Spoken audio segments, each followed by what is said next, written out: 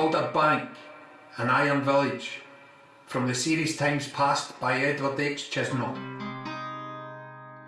In the land and counties where James Watt perfected the steam engine, the great foundries, mines and shipyards of Glasgow, Motherwell and Coatbridge, and all the great furnaces of the lowlands, fed the Victorian hunger for millions of tons of hard iron every year in the days when Lanarkshire was like a crucible full of coal and raw ores.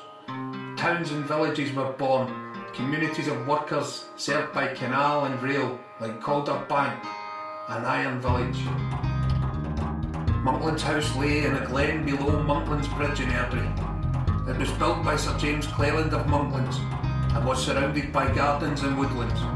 Situated in what was to become the coal and iron centre of Lanarkshire, it lost its bucolic woodland setting, and from the 1790s the house was used as a residence by the various managers of the Calderbank Ironworks. In the 1900s it was turned into a hotel, but was burned down. In 1935, Nigel Tranter could describe it as fallen on evil days, in bad repair and uncared for.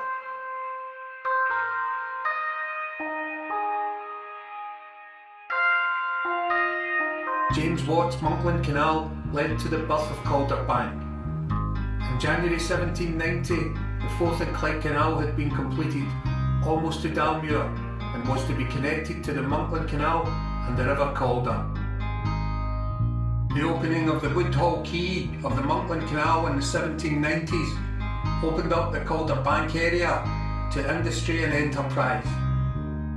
The iron ring of Dick, Fleming, McGregor and Aitken set up a pioneering forge on the left bank of the North Calder Water in 1794, and via Port Dundas in Glasgow, all the world's markets opened up to the products of the Monkland Forge, soon to become Calderbank Iron and Steel Works. This led to the Vulcan, the first iron vessel in Scotland, being manufactured in 1818. By 1801, the works at the wee village of Calderbank included a forge, refinery, rolling mill and slip mill. When Robert Napier, father of Clydeside shipbuilding, laid down the first ironclad warships, Erebus and Terror, they were protected by Calderbank sheet iron plates, already used for the world's first iron vessel, the canal boat, Vulcan.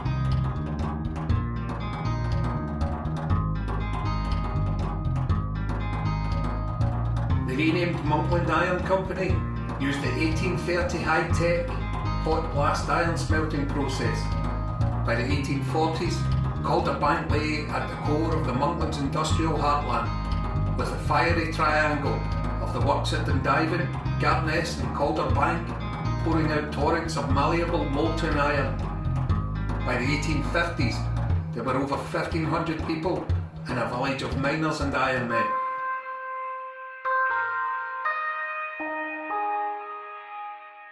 Working in pairs, heat-blackened men withstood the blazing furnaces to puddle the liquid metal, lifting 50 kilos at a time. From canal to ocean, Clyde built, then Clyde Valley built. Many of the plates for the Queen Mary were rolled in Calderbank.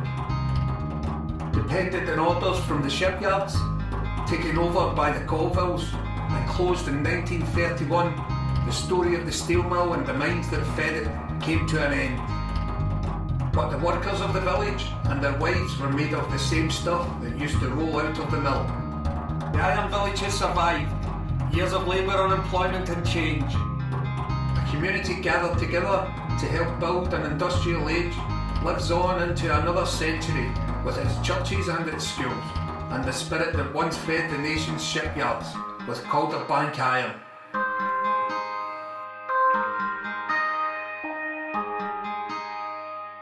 Calderbank, an iron village.